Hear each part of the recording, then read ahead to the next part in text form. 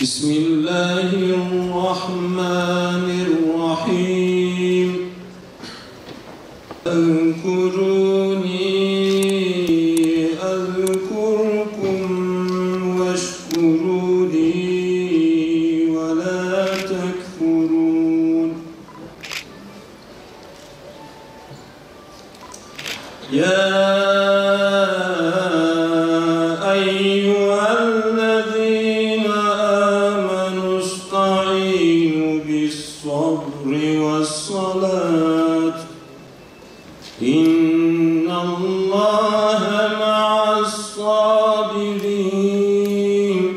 İçerideki birçok sıkıntıya rağmen ülkemizin İslam coğrafyası başta olmak üzere her zaman olduğu gibi dünya mazlumlarının umudu olan Türkiye'mizin durumunu görmek, değerlendirmek ve görüşmek üzere toplanmış bulunmaktayız. Ben sözü sahibine bırakacağım çünkü onun bize çizeceği Orta Doğu fotoğrafı neydi, ne oldu ve son Barış Pınarı Harekatı neyi engelledi gerçekten çok çarpıcı olacak diye düşünüyorum.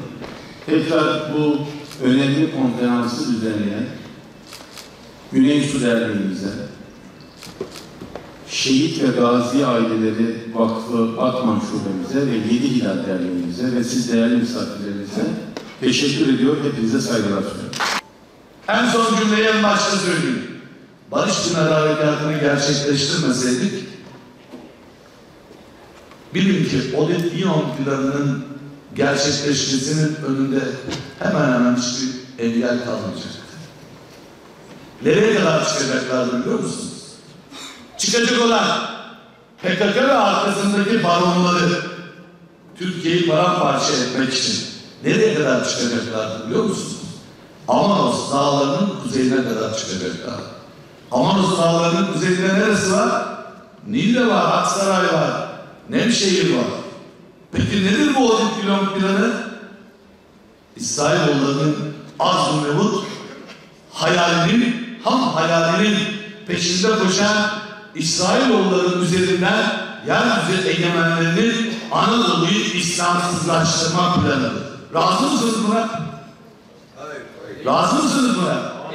Anadolu'yu PKK üzerinden, FETÖ üzerinden emperyalizmin saldırılarının asıl gerekçesi şu: ey Hanif milletin yiğit evlatları, Anadolu'yu İslamsızlaştırmak istiyorlar.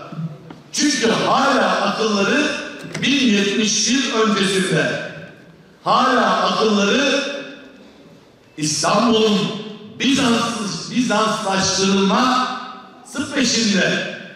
Çünkü Anadolu'ya hakim olan dünyaya hakim olur. Anadolu'yu kontrol eden dünyayı kontrol eder. Anadolu tüm Amerika büyük bir devlet olabilir. Çin bir büyük devlet olabilir. Avrupa Birliği bir büyük imparatorluk olabilir. Ancak eğer Anadolu ellerinde değilse hiçtirler. Onun için dünyanın bütün mücadelesi Anadolu ve de Orta Doğu coğrafyasında şekilleniyor. Bizim üzerimizden Çin'le Amerika mücadele ediyor. Bizim üzerimizden Rusya ile Amerika mücadele ediyor. Bizim üzerimizden Amerika'daki evangelistlerle Beyaz Saray mücadele ediyor. Hepsi bizim üzerimizden. Niçin? Biz çünkü dünyanın jeopolitik merkeziyiz. Elhamdülillah. Gittiğimiz yeri de söyleyeyim size. Hiç moralinizi bozmayın. Önümüzdeki 25 yıllık süreçte Türkiye dünyanın en güçlü 10 ülkesinden biri olacaktır.